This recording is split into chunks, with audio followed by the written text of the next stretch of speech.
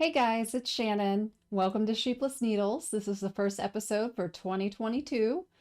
Uh, yeah, 2021, I don't really want to dwell on it too much, other than the fact that to wrap 2021 up, Betty White died, and that I don't think I need to say anything more. Hi, Maggie. Maggie's here. Bunnies are here. The geriatric ward is out today. So today we have Harvey Orwell and Nano out. You may or may not see them. They've been playing. However, they have all reached the point in their life where using the litter box has become a completely optional thing. So you may see a lot of errant poops and you may see someone just flat out just pee. Um, yeah, so it's just me, the cat, and the geriatric rabbits. Let's get into it.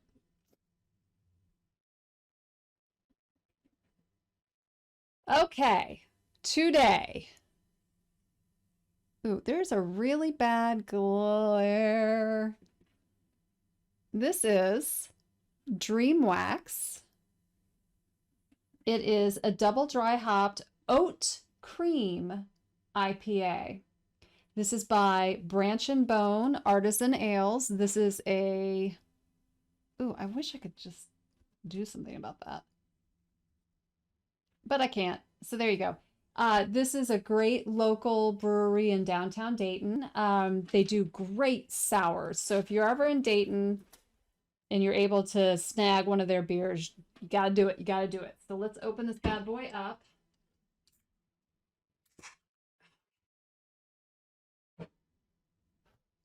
Probably should have, I don't think I washed this glass, but you know, do we care? Look, it's not dark for once, you guys. Shannon is not drinking a beer that's darker than this Stein. Or this is a goblet Pilsner. Oh my God. 2022. Oh, what? You know what? I just need a drink. Oh, it's quite refreshing. I don't know where you're located, but where I am, it's like in the 60s and raining. It's just not even remotely chilly. Now, tomorrow, this is the kicker, it's going to be 18 degrees is the high. So, tomorrow will be a dark beer day. Today, oh, that's not tomorrow, that's Monday. I'm so confused because I have a 3-day weekend from work and I can't get my stuff together. Well, let's get this rolling.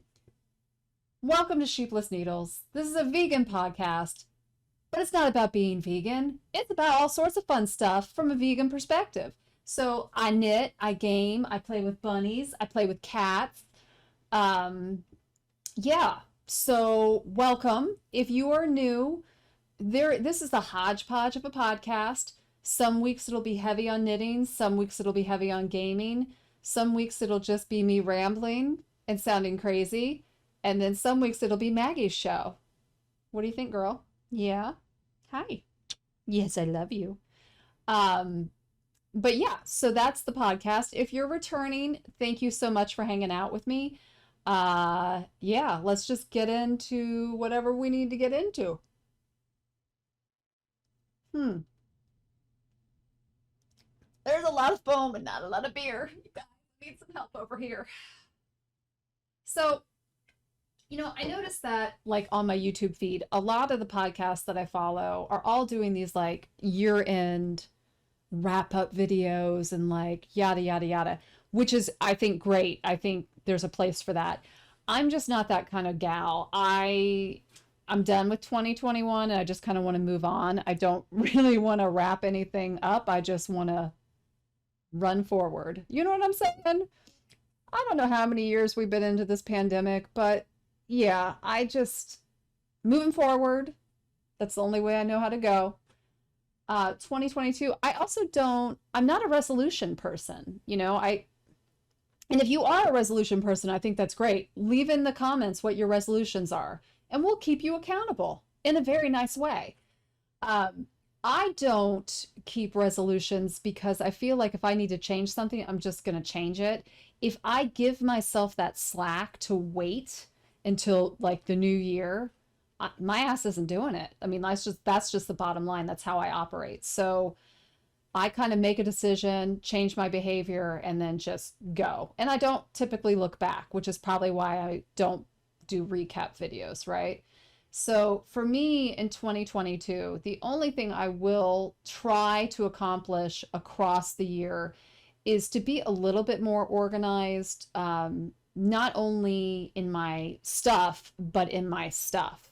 I feel like clutter and chaos in my physical environment certainly affects the chaos that's up here and then thus what comes out of here. So what I did do, and I'm quite proud of myself, and I don't know if you're going to be able to tell on camera. You probably can't tell.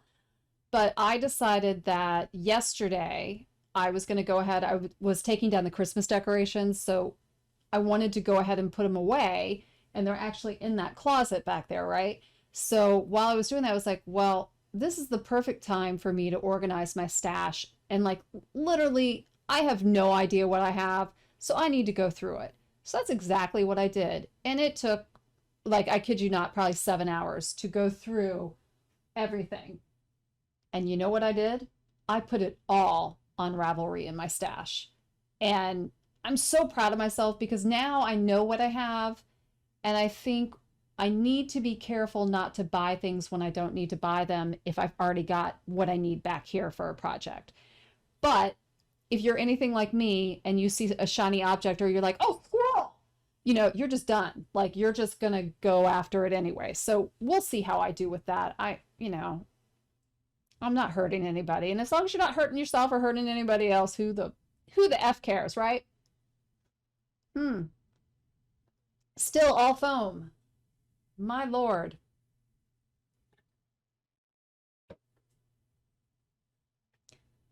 I did finish my Botanic shawl by Stephen West, and it was a Christmas gift for my mother-in-law, Diane.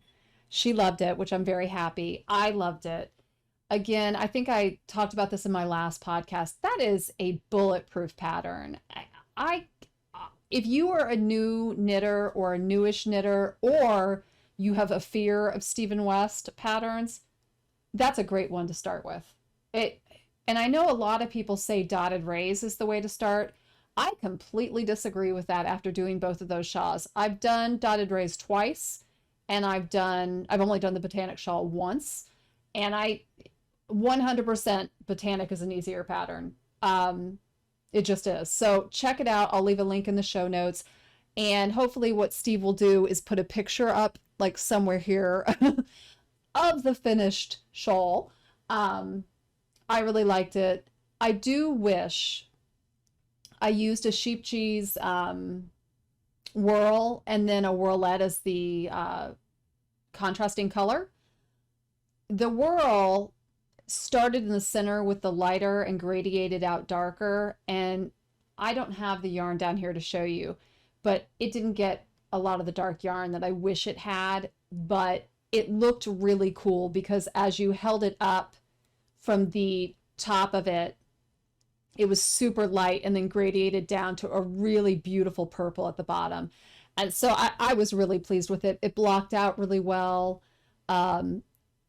If you have not used that yarn, it's 100% cotton. It was fingering weight, and I loved it. I will absolutely 100% use it again. And again, for all the non-vegans out there, yes, you can knit it with cotton, and I did. So there you have it. Hang on. I need to put that down. That's a heavy, heavy glass. It's not a glass, it's stoneware. What is going on with me? I don't even know. Okay. So in the first quarter of 2022, I have a couple things that I'm going to try to accomplish. And one is I'm not really participating. I shouldn't say that. I'm going to go ahead and knit the cabled, I'll get it. Hang on. It's up here. Spiraling cable triangle shawl, which is Stephen West. It is part of his Hybrid Knitting 2 make along that he's doing right now. I'm not really doing the make along because I just can't right now. I just need to kind of do my own thing right now. So I have not cast it on yet, but I did order yarn for it from Terrapin Fibers. I'll leave in the show notes off of Etsy. And you guys, I love this yarn. I'm going to wheel, well, hang on. There are going to be 5 colors. So here is color number 1. And you know what? I don't know the color names. Now, this is 100% cotton. It's called her Chesapeake Base. It is DK weight. Maggie, do not eat hay. Does this have the color on it? This is Sideling Hill. Sideling Hill. This is going to be contrast color number 1. Contrast color number 2. Hold the line. I have not gotten it on the ball winder yet, as you can see. This is Appalachian, which is kind of like, it's reading really brown on camera, but I gotta tell you, it's more of a russet color. There's some red tones in there. And then that gradiates into, oh, here it is, ball band. That gradiates into color contrast 3. And this is called Cumberland. I don't know if that's after Cumberland Gap, but maybe, I don't know. Oh my gosh, I love this color. I love it. I love it, I love it, I love it. All right, and I don't know what it's called, so hang on, I'm trying to. This is called Catoctin? Catoctin. I'm probably butchering that. I'm so sorry. If you live in Catoctin, let me know how to pronounce your city, because I don't know. But again, beautiful, beautiful, beautiful. Beautiful. All right, got one more. The main color. This is called Mulberry Jam. And y'all, it's reading much darker. Well, not much darker. It's reading like a 10 value darker than it actually is in person, which means I probably need to adjust my camera. But it is beautiful. I don't know if I can. All right, so main color. I don't know if I can stack all this and hold it. We're gonna try. We're gonna try it, people. Boop. Okay, so this will be my spiraling cable triangle shawl. But my goal would be to have it done by February. But let's be realistic. I still have a shawl from October that's not done yet. So, you know, it is what it is. Now, the reason why I want it done by February is because in February, we are doing, and we is the vegan knitting group on Ravelry. We're doing a February make-along, and I believe it's like you pick the pattern of a sweater that you want to knit, and that's what it is. So it's a sweater make-along, but it's not, everyone does not need to do the same pattern. I am doing, I think it's called the Comfort Fade cardigan by Andrea Mowry, and I'll leave the link in the show notes for that pattern. And I do have the yarn for that, and I'll grab that really quickly so you can see it. It is not a typical palette for me. The sweater is a DK weight or worsted weight, maybe. I'm doing DK. I'll need to double check the pattern on that, but I am going with Baracco, Comfort DK. This is the softest and squishiest yarn. It is 50% superfine nylon and 50% superfine acrylic. It is so soft and squishy. So I am doing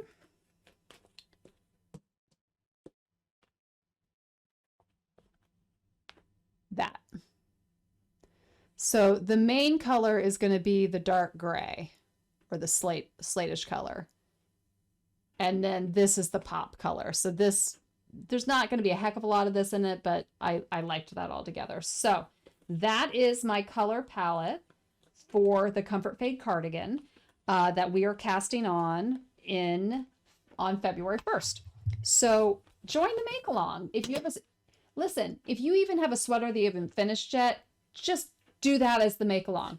Just do a sweater. You know what I'm saying? It's sweater weather. So that is February. So I've got the shawl in January. I've got a sweater or a cardi in February. I have never knit a cardigan, so this is new territory for me.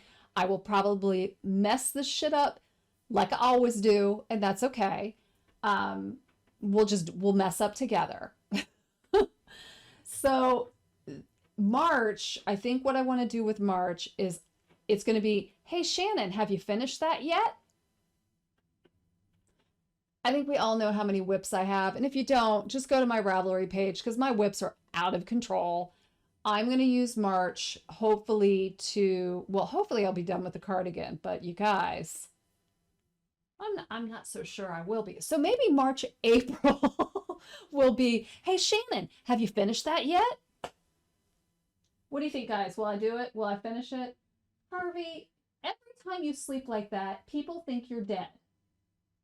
He's not dead, you guys. Harvey is fine. Harvey is sound asleep, and I don't want to go wake him up. But every time he does that, I get a message, a comment, or something like, you really need to pay more attention to your bunnies.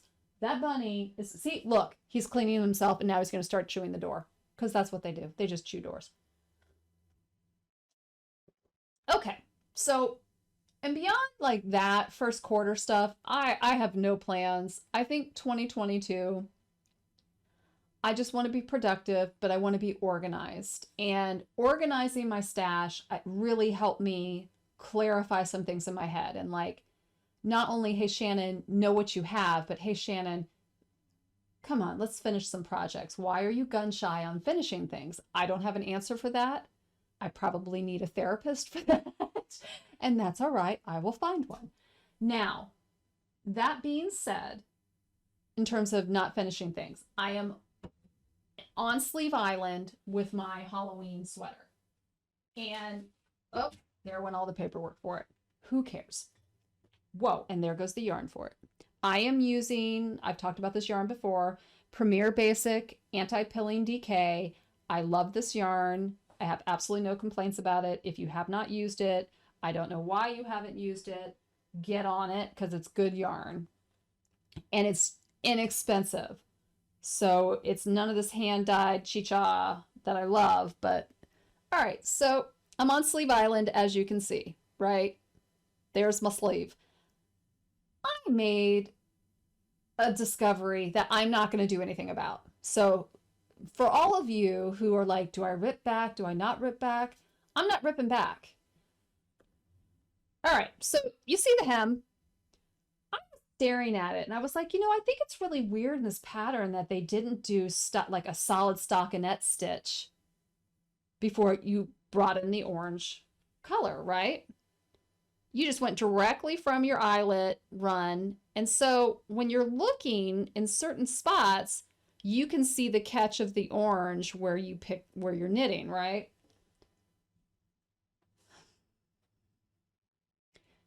I missed a whole paragraph on the pattern where you're supposed to do this chevron before you go to the hem. Completely missed it. Completely missed it. And I don't care.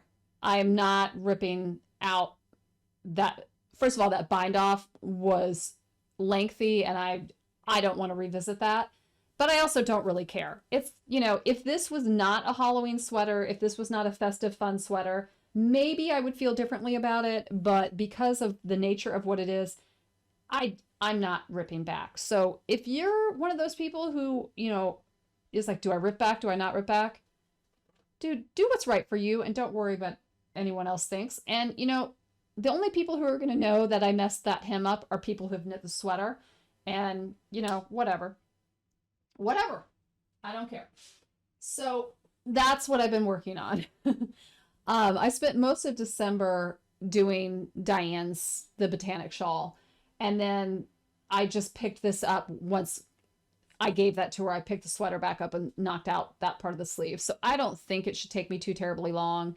My I think what I'm going to try to do is just kind of when I need a break from what I'm my project of the month, I'm just going to pick up and knit on the sleeve. You know, I don't need to wear it yet. So, but like I said, I'll wear it in July because since it's like 67 here on January 1st, it's probably going to be 30 degrees in July and I'll probably need the sweater. And we'll probably be in some weird, bizarre mutant pandemic chicha lockdown again. Oh, dude, COVID can bite it. I'm over it.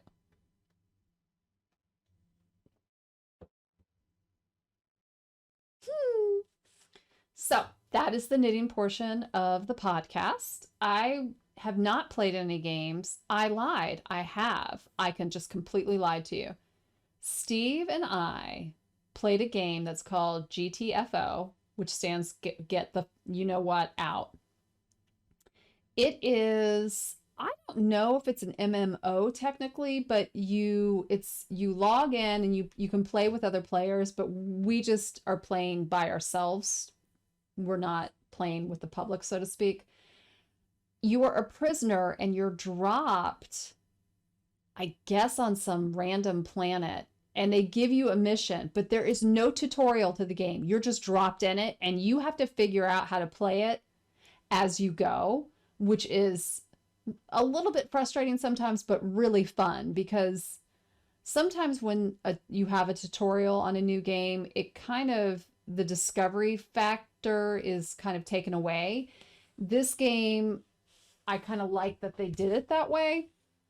So you're dropped in and it is scary as all you know what. Like you'll go into a room and it's pitch black. You can't see anything and you start hearing these weird noises and then there's these weird mutants and they're really fast. They're kind of like zombies but not like zombies. It's crazy. We have not gotten through the first mission. We have failed. I don't even know how many times we've tried the first mission. I'd have to ask Steve, but I think it might be 4 or 5 times. If you use Steam, check it out. It is so much fun.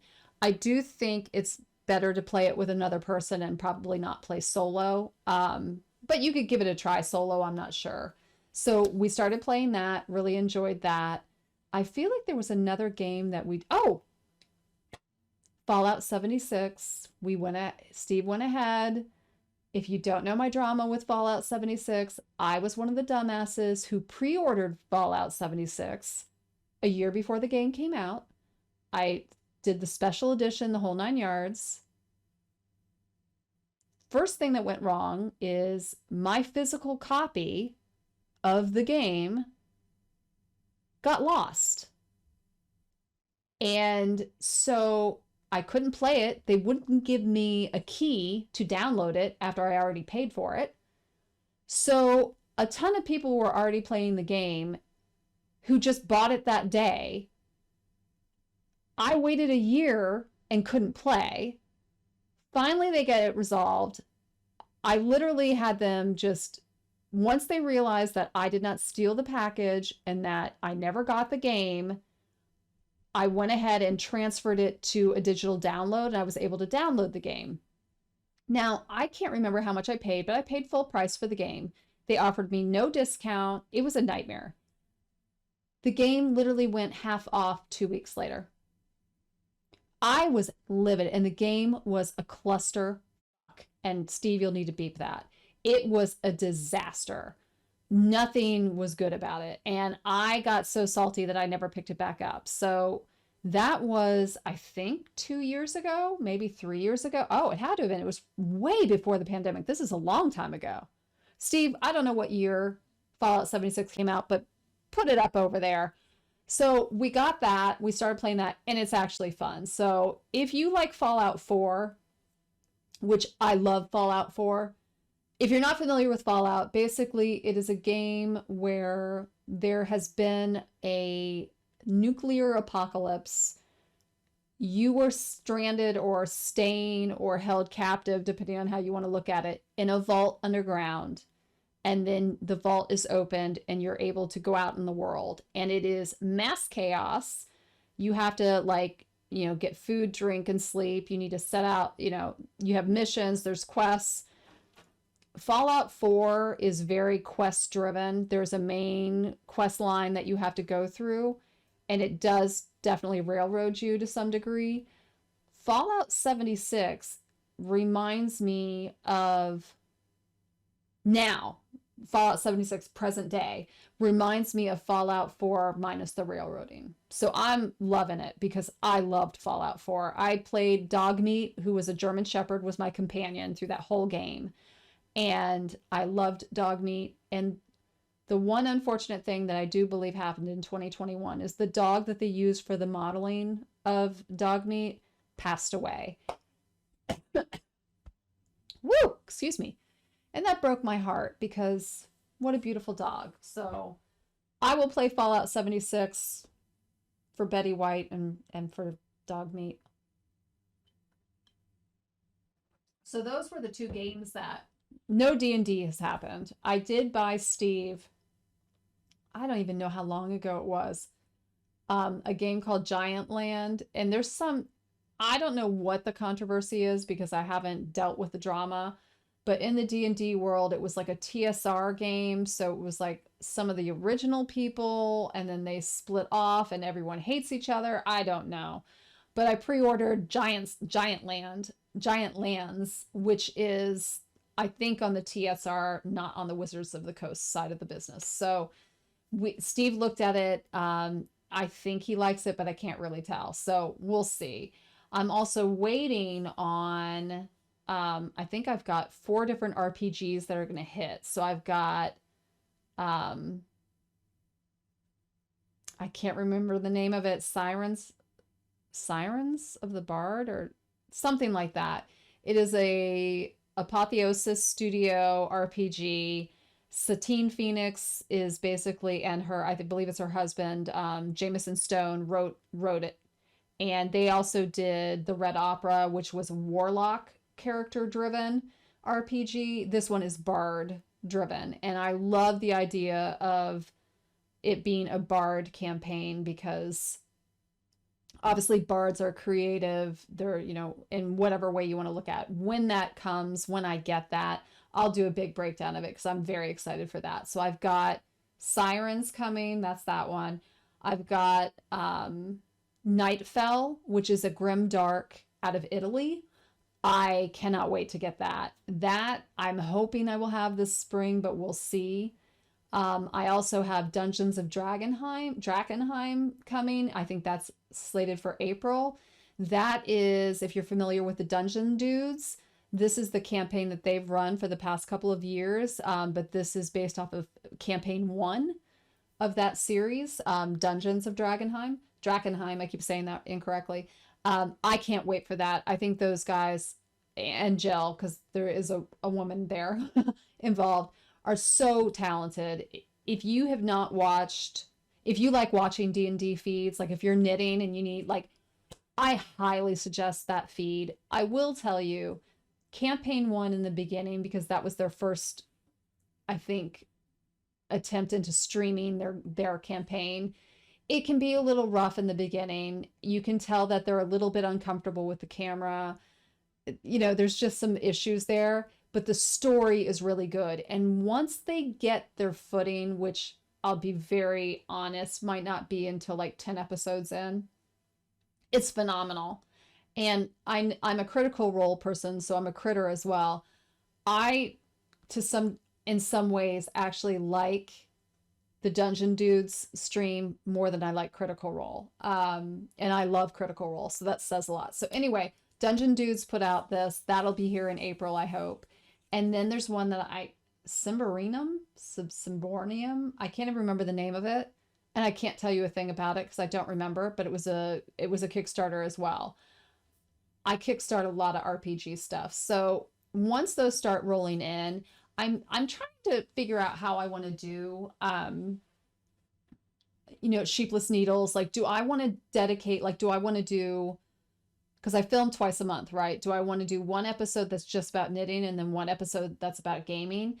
And I don't really like the idea of that. I like the idea of intermingling it because I feel like there are other people like me who have multiple hobbies.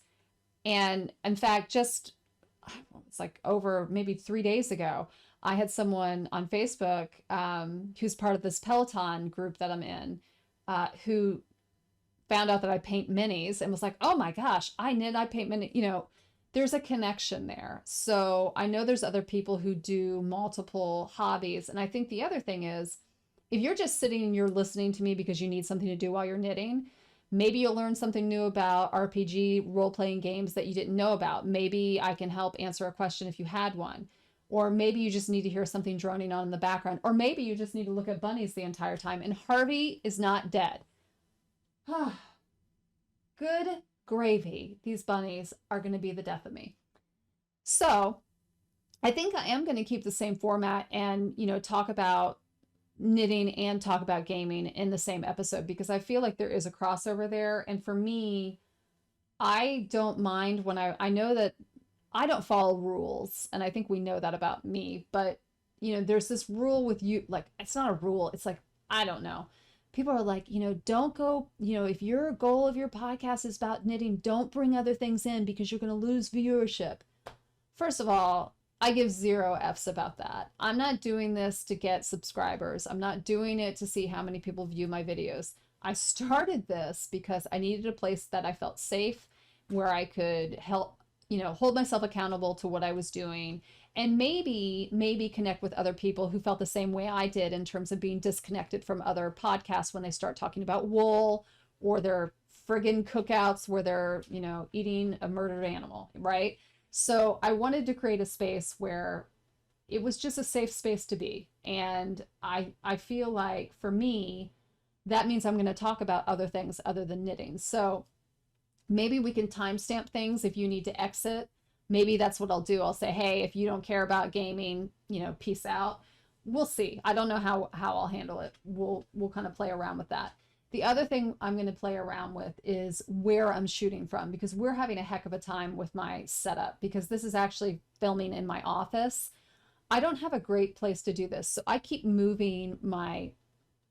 Hi. Yes.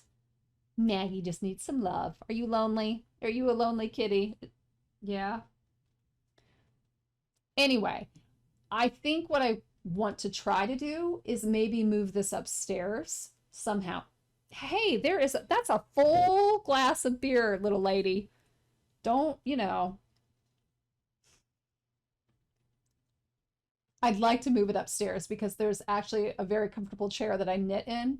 I do not like knitting down here. This is where I work. I just, it's not where I knit. So sometimes I feel like it would be fun to be able to knit and talk to you at the same time, because that way I'm accomplishing 2 things at once, right? Somehow I think that won't. Hi. Are you trying to steal the show? Yes, I know. Oh. Maggie did have another seizure. Steve, for the first time, witnessed this one. It's usually just happened with me, so he had not seen it before.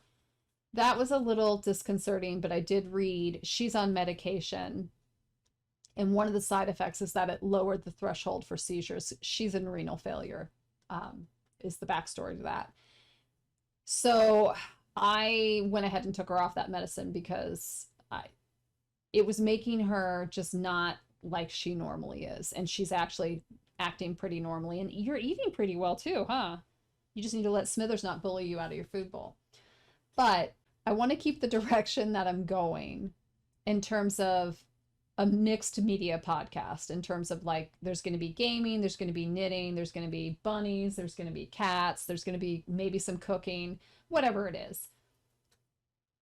I just want this to be a place where we can hang out, talk about what we want to talk about, not get, wrapped up in political issues or vegan issues that make us all depressed, right? Like, we all know they're there. This podcast is not here to make anybody feel bad about themselves or feel worse about the state of the world, right? You go get it, Harvey. You get them. If Harvey can be happy and functioning with head tilt, that teaches me a lot about what I can be happy with. So that's the direction we're headed, right? I also would like to kind of bring in some of the Peloton into this. And by that, what I mean is I joined a group called Creators of the Galaxy for a challenge that's coming up on the bike. If you have a Peloton, join that group, Creators of the Galaxy. It might be too late to join the actual challenge. It starts, never mind, it's going to be too late by the time this airs. But the challenge starts tomorrow morning. It's a six-week challenge. It's with a group of knitters, crocheters, painters, just crafters in general, right? I don't know if anybody's vegan or not. I may be the only vegan in the bunch, but that's okay. Okay, it's bunny time, you guys. Let's talk about a bunny story. Hey gang, this is the story of Laszlo and Oreo. Oreo was a bunny that was at the Humane Society of Greater Dayton when Steve started to volunteer, actually before I started to volunteer there. We had lost our first bunny, Hacksaw, to Gibson, and Steve wanted to volunteer to kind of have closeness with a rabbit without going through that again. And he called me and said, there is this little bunny, but she's really cute, and I just wanted to let you know. And he called me at work.